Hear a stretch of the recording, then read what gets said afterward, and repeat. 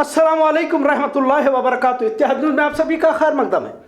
3 दिन तक college school को बंद रखने के बाद बरोज पीर से स्कूलों को तो शुरू किया गया है। इसे लेकर भी काफी कुछ कहा जा रहा है। कल से कॉलेजेस को भी शुरू करने का फैसला वजीर आला बसवराज बोम्मई ने लिया है। फिलहाल अदालत का फैसला जब तक नहीं आता तब तक क्लासेस में हिजाब उतर कर दाखिल होने को कहा है। सवाल तो ये भी उठाया जा रहा है कि क्या हिजाब पर पाबंदी लगा दी गई तो क्या तालीम के मैदान से मुस्लिम लड़कियां पीछे छूट जाएंगी, क्योंकि मुसलमानों में हिजाब को मजहबी हक है जो संविधान ने दिया है, ऐसा कहा गया। मेन स्ट्रीम मीडिया कही या फिर गोदी मीडिया कही, इसे लेकर सियासी फायदा उठाने की कोशिश कर रही है। वैसे भी रियासती मीडिया में भी हिजाब मामले को लेकर सुबह से शाम तक कवरेज जारी है, पर पता नहीं बेलगाम सतह पर इत्तेहाद न्यूज को हिजाब मामले को लेकर दबाव बनाने की कोशिश की जा रही है। ये और बात है कि संविधान में बोलने लिखने की आज़ादी या फिर संवैधानिक दायरे पर बातें तो होती है, पर क्या हकीकत में इस पर अमल किया जा रहा है या नहीं, ये भी तवज्जो की बात है। अब जब तमाम मीडिया इस मामले पर अपनी राय पेश कर रही है, लेकिन मखसूस मीडिया को कुछ बोलने के लिए दबाव बनाया जा रहा है, फोन के जरिए वीडियो या पोस्ट को डिलीट करने के लिए हिदायत दी जा रही है, या यूं कहिए कि धमकी दी जा रही है। क्या अब अक़लियतों के हुकूक के बारे में कहना या बोलना लिखना जुर्म होता जा रहा है? इत्तला ये भी हासिल है कि भाजपा के लीडरों का दबाव कार्रवाई करने पर मजबूर कर रहा है, क्योंकि जब अफसरों के तबादले होते हैं तो इसके पीछे भी कुछ वजूहात होते हैं, और जब किसी के जरिए या किसी सियासी लीडर के रिकमेंडेशन से ओहदा हासिल होता है तो फिर कुछ कार्रवाई भी उन नाम निहाद लीडरों के कहने पर करनी पड़ती है। कोई बताए तो सही कि क्या हक बोलना जुर्म है? मेरी उन अफसरान से गुजारिश है कि आप जिन ओहदों पर बैठे हैं इंसाफ से काम लें, इसलिए कि इंसाफ से काम करने की आपने कसम खाई है। अगर वाकई जुर्म किया है तो गलती हुई है तो यकीनन आपको हक है कि कार्रवाई करें, लेकिन मैं सत्ता में बैठे लोगों से सवाल करने पर आप हिरासा करेंगे, ये ठीक नहीं है। हमें क्या बोलना है क्या नहीं बोलना है अब ये भी आप तय करेंगे। क्या आप ये चाहते हैं कि हम भी गोदी मीडिया का हिस्सा बन जाए? खैर, हिजाब मामले को लेकर आज फिर अदालत के मखसूस बेंच जिसमें हिजाब को लेकर बहस जारी है, कल भी रहेगी। फैसला कल आता है या आगे मुलतवी किया जाता है कह नहीं सकते।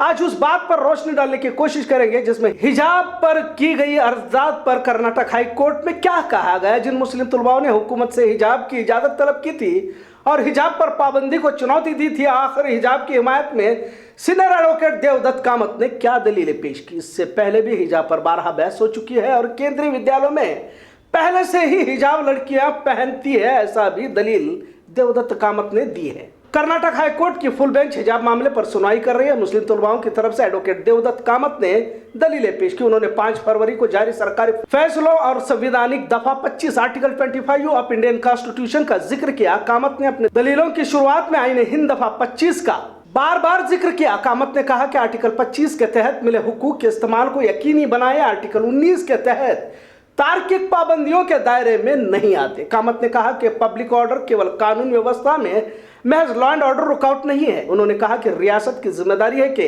वो शहरियों के बुनियादी हुकूक यह तय करना रियासत की जिम्मेदारी है कि शहरियों के बुनियादी हुकूक का इस्तेमाल कर सके। उन्हें यह कहकर रोका नहीं जा सकता कि दूसरा तबका एतराज कर रहा है। कामत ने AIPMT केस में केरल हाई कोर्ट के फैसले का जिक्र है, जिसमें हिजाब को जरूर मजहबी रिवाज मानते हुए एंट्रेंस टेस्ट में पहनने की इजाजत दी गई थी। कामत ने हाईकोर्ट के फैसले को कोट करते हुए कहा कि अगर कोई चीज मजहब में जरूरी है तो आईन हिंद दफा 25(1) के तहत काबू किया जा सकता है। मुस्लिम तलबाओं की तरफ से पेश कामत ने कुरान के सूरह नूर की 31वीं आयत को भी कोट किया। इसमें खवातीन से नजर नीची रखने और खुद को पर्दे में रखने को कहा गया। चीफ जस्टिस ने जब पूछा कि खुमूर क्या है तो उन्होंने कहा कि यह सिर का कवर है जो बालों को ढकता है। कोर्ट ने जब पूछा कि क्या यह हिजाब है तो कामत ने कहा कि हाँ। देवदत्त कामत ने कोर्ट में कहा कि तलबाओं ने एडमिशन के बाद से ही हेड स्कार्फ पहन रखा था, पिछले 2 साल से पहन रही है। कामत ने कहा कि लड़कियां कह रही है कि यूनिफॉर्म के रंग वाले कपड़ों से ही सिर ढकेंगी। कामत ने कहा कि केंद्रीय विद्यालय भी यूनिफॉर्म के रंग के हिजाब की इजाजत देता है। कामत ने अदालत में कहा कि मुस्लिम तलबाएं पूरे मुल्क में हिजाब पहनती हैं। सिख स्टूडेंट्स के लिए पगड़ी की इजाजत भी है। उन्होंने M Ajmal Khan versus election commission मामले में मद्रास हाईकोर्ट के फैसले का जिक्र करते हुए कहा कि मुस्लिम इल्मी रहनुमाओं के बीच इस बात पर सभी का इत्तफाक है कि सिर ढकना जरूरी है। बहस जारी है, क्या कल फैसला आ सकता है या नहीं, इस पर सभी की नजर टिकी हुई है। मामला अब मुल्की सतह पर पहुंच चुका है। तमाम चैनलों पर बहस जारी है। स्कूल कॉलेजेस के सामने पुलिस इंतजाम भी सख्त किया जा रहा है। वैसे भी मुस्लिम समाज के काफी मसाइल और खासकर जब चुनाव नजदीक आते हैं तो हर कोई समाज का माशरे का रहनुमा हमदर्द बनते देखा जा रहा है।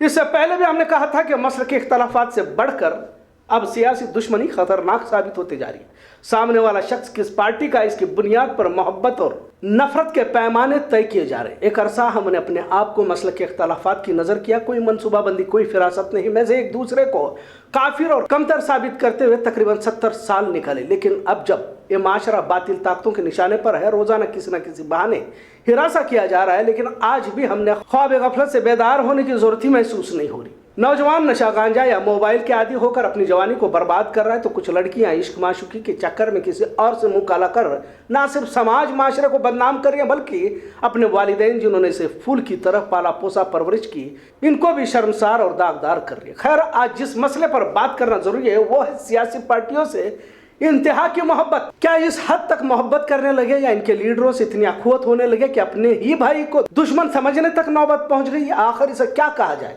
70 سال میں سیکولر پارٹیوں نے کیا دیا کہتے ہوئے نئے لوگ اپنی پارٹی کی نشر و اشاعت کرتے نظر آ رہے ہیں۔ اب تو نیا فارمولا نکالا گیا ہے کہ انتظامیہ کو کسی طرح خبر یا پھر کچھ لے دے کر پولیس کی جانب سے ڈرایا دھمکا جائے، تاکہ کسی طرح دوسرا سیاسی میدان میں آگے نہ بڑھ سکے یا پھر کوئی دوسرا لیڈر نہ بنے۔ اب سوال یہ پیدا ہوتا ہے کہ کیا ان سیاسی پارٹیوں نے آخرت میں بھی کامیابی کا انہیں ٹھیکہ دلایا یا بھروسہ دلایا؟ کیا جو اپنے ہی کلمہ گو بھائی سے انتظامیہ کے سامنے کھڑا کر ذلیل کرنا چاہتے ہو؟ یاد رکھو، دنیا کی زندگی کسی کا ہاتھ بھی نہیں لگیا۔ فرعون، حامان، شداد جیسے دنیا میں ذلیل و رسوا ہو کر دنیا سے چلے گئے تو تمہاری کیا اوقات ہو سکتی ہے؟ دوسروں کو ڈرانے دھمکانے سے بہتر ہے خود اللہ سے ڈرو، کیونکہ جب اس کی لاٹھی پڑتی ہے تو پھر زمین بھی جگہ نہیں دیتی۔ مطلب سیاسی پارٹیوں سے یا کسی لیڈر سے محبت کا معیار طے کیا جائے، کیونکہ یہ وقتی ہوتا ہے، تمہیں 1000 سال زندہ نہیں رہنا ہے۔ لہٰذا پچھلے کچھ دنوں سے اس بات کو محسوس کیا جا رہا ہے کہ کسی لیڈر کے رسوخ کو استعمال کر ڈرانے کی کوشش کی جا رہی ہے۔ واقعی ان لوگوں کو سوچنے کی ضرورت ہے۔ اس سے پہلے بھی ایسی باتوں کو دیکھا سنا محسوس کیا گیا ہے کہ جو اپنی پارٹی کا یا جو شخص اپنی سوچ اور فکر سے اتفاق نہیں رکھتا، اس پر مقدموں کے ذریعے دباؤ بنانے کی کوشش کی جاتی ہے۔ لہٰذا تمام اس طرح کے حرب مشرکین کو زیب دیتے ہیں، کیونکہ ان کے لیے کوئی آخرت کا تصور نہیں ہوتا۔ مومن کی زندگی تو موت کے بعد شروع ہوتی ہے۔ لہٰذا میں چند دنوں کی زندگی میں دنیا پر سیاسی پارٹیوں کے لیے کسی اور کے بارے میں کینہ کپٹ بغض رکھنے کی بجائے اخوت بھائی چارے کو فروغ دے، کیونکہ عزت اور ذلت کا مالک تو اللہ ہے۔ یقیناً کچھ دیر تمہاری ان حرکتوں سے پریشانی تو ہو سکتی ہے، لیکن کامیاب کبھی نہیں ہوں گے، کیونکہ مظلومے کے ساتھ اللہ ہوتا ہے۔ اتحاد نیوز دیکھنے کے لیے شکریہ۔ اللہ حافظ۔